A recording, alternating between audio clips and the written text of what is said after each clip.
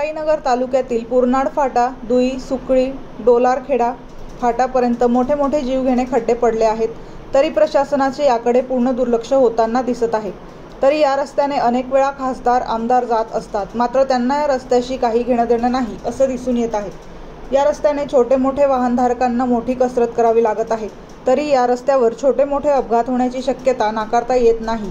प्रशासनाने याकडे लवकरात लवकर लक्ष देण्याची गरज आहे असं सर्व जनतेकडून बोलले जात आहे. तरी अवकाळी पावसाने खड्ड्यामध्ये मोठे पाणी साचले आहे. पाण्याचा अंदाज न आल्याने अपघात होण्याची शक्यता आहे. या रस्त्याने वाहन चालक ये जा करत असतात. मोठे ट्रक या रस्त्याने जातात. खूप वेळेस रस्त्यावर अपघात झालेले आहेत. तरी प्रशासनाने याकडे लक्ष देऊन रस्ते चांगले करावेत. भरपूर रस्ते फोरवे झाले आहेत, पण प्रशासन व सरकार याकडे दुर्लक्ष करत आहे. तरी हा रस्ता लवकरात लवकर चांगला करण्यात यावा अशी मागणी वाहन चालकांकडून होत आहे. प्रशासन व सरकारने याकडे लक्ष द्यावे अशी मागणी होत आहे. ज्ञानेश्वर सावळे, MG न्यूज, मुक्ताईनगर.